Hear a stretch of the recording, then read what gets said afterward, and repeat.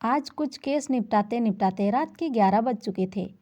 बाहर बहुत तेज बारिश हो रही थी। पुलिस की ड्यूटी में कोई टाइम का ठिकाना ही नहीं रहता। बाइक लेकर भीगता हुआ मैं अपने घर की ओर जा रहा था। घर में मैं अकेला ही रहता हूँ, इसीलिए जाने की कोई जल्दी भी नहीं रहती।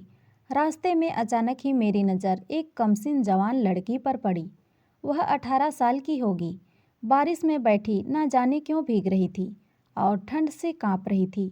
मैं थोड़ा आगे निकल आया था, लेकिन फिर मेरी नज़र आगे 4 लोगों पर पड़ी जो बस स्टैंड में बैठे शराब पी रहे थे और उस लड़की को घूरे जा रहे थे। मुझे यह कुछ सही नहीं लगा, तो मैं लड़की के पास वापस मुड़कर आ गया। उस लड़की से कहा कि इतनी रात को तुम यहाँ क्या कर रही हो? वह अपनी बड़ी बड़ी आँखों से मेरी तरफ गुड़िया की तरह देखने लगी थी। मुझे देखकर उसकी नीली आंखों में डर साफ नजर आ रहा था। मैंने उससे कहा, यहाँ पर ज़्यादा देर तक रुकना ठीक नहीं है, तुम घर चली जाओ। उसने मुझे कुछ कहने के लिए अपना मुंह खोला, लेकिन फिर चुप हो गई और अपना सिर झुका लिया। उसके लंबे लंबे बाल पूरी तरीके से भीगे हुए थे और ओंठ से बारिश का रस टपक रहा था। लड़की काफ़ी लंबी और गोरी थी और जिस्म बिल्कुल कमसीन। मैंने कहा, कुछ बोलती क्यों नहीं? चलो तुम्हारे घर मैं छोड़ आता हूँ। उसने सिर्फ इतना कहा। बहुत दूर है? मैंने पूछा। क्या दूर है तुम्हारा घर? उसने हाँ में सिर हिलाया। मैंने कहा, कोई बात नहीं, मैं बाइक से छोड़ दूंगा। आ जाओ, बैठ जाओ। उसने कहा, समुंदर के पार है, बाइक से नहीं जा सकते। यह सुनकर मुझे बहुत बड़ा झटका लगा। मैंने पूछा, इस शहर में तुम्हारा कोई रिश्तेदार तो होगा ना? सहमी वह मासूम ना में सिर हिलाई। उसकी मासूमियत देखकर मुझे कोई डोर उसकी ओर खींच रहा था। मैंने उससे कहा, देखो रात काफ़ी हो गई है, एक काम करो, तुम मेरे घर चलो। कल सुबह मैं तुम्हारे घर तुम्हें वापस भेजने का बंदोबस्त कर दूंगा। मेरी बात सुनकर उसने एक राहत की सांस ली और फिर मेरे साथ चलने को तैयार हो गई। मैं अपनी बाइक पर बिठाकर उसे अपने घर लेकर आ गया। घर पहुंचा और बाइक को स्टैंड पर लगा ही रहा था कि तभी जोर से बादल गरजे। इतनी तेज आवाज़ हुई कि दिल दहल उठा। वह लड़की डर के मारे मुझसे चिपक गई। एक भीगी भागी लड़की मुझसे लिपटी हुई थी। मैं मात्र 25 साल का पुलिस इंस्पेक्टर। मेरे अंदर तो ज्वालामुखी फटने लगी थी, पर मैं उस मासूम के साथ कुछ गलत नहीं करना चाहता था, या फिर चाहता था, कह नहीं सकता। मैंने उसके कसकर पकड़ लिया ताकि वह घबराए नहीं। इस भीगे मौसम में उसके जिस्म की गर्मी मेरे जिस्म की आग को बढ़ा रही थी। मेरे अंदर तेज इच्छा जाग रही थी। फिर मेरा मन मेरे बस में नहीं था। उसे छोड़ने को दिल नहीं कर रहा था, लेकिन फिर उसे लेकर अपने घर के अंदर आ गया था। वह अपने नैन झपकाते हुए मेरे घर को देखने लगी थी, मानो घर नहीं उसका ससुराल हो। मैं मुस्कुराने लगा। मुझे हंसी आ रही थी, ना जाने क्यों। यह लड़की मेरे घर में एकदम कदम रखते ही आज पहली बार मैं अंदर ही अंदर इतनी खुशी महसूस कर रहा था।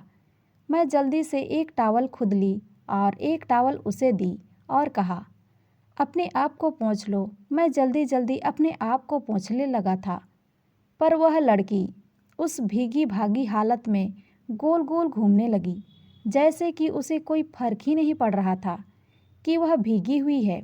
मैंने कहा, तुम्हें ठंड लग जाएगी। उसने कहा, नहीं लगेगी, समंदर। उसकी बात मेरे समझ से बाहर था। यह क्या कहना चाहती है? समंदर? कौन से समुंदर की बात कर रही है? मैंने सोचा, हो सकता है समुंदर के किनारे इसका घर हो और उसे भीगने की आदत हो।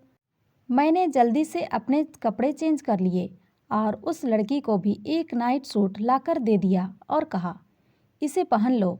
पर वह लड़की गीले कपड़ों में मेरे पास आ गई। कमाल की खूबसूरत लग रही थी, पर मुझे समझ नहीं आ रहा था कि लड़की कौन है और कहाँ से आई है। ऐसे अजनबी लोगों को कभी शरण नहीं देनी चाहिए, पर मैं ठहरा पुलिस वाला इसे कैसे छोड़ सकता था। अगले दिन मैंने एक नाव की व्यवस्था की, जो कि मशीन से चलती थी। नाव किराए पर लेकर कुछ खाना लिया और उस लड़की के साथ निकल पड़ा और उस नक्शे के हिसाब से मैं चलने लगा था। अचानक मुझे बहुत डर लगने लगा। मैं तो इस लड़की को जानता तक नहीं और उसकी बातों में यकीन करके मैं समुंदर में इतनी दूर आ गया था। मुझे तो तैरना भी नहीं आता था। यह सोचकर मेरा दिल कांप उठा। मेरे चेहरे का रंग उड़ गया था। काफ़ी दूर जाने के बाद न जाने मेरी बोट किसी सिरे से टकराई और पलट गई और मैं समुंदर की गहराई में डूब गया। फिर मुझे कुछ भी याद नहीं। जब मुझे होश आया तो मैं एक टापू में था और लड़की मेरे सामने बैठी हुई थी।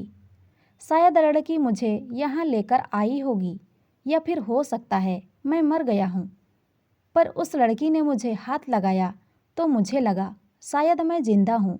मैंने उससे कहा, हम कहाँ हैं? उसने कहा, मेरे घर में। यह टापू उसका घर है। यह लड़की मुझे अपने टापू तक लेकर आ गई।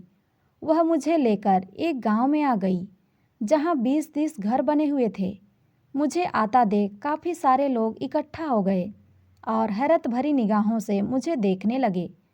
तभी वह लड़की एक औरत के पास जाकर कही, माँ, यही मेरी मोहब्बत है।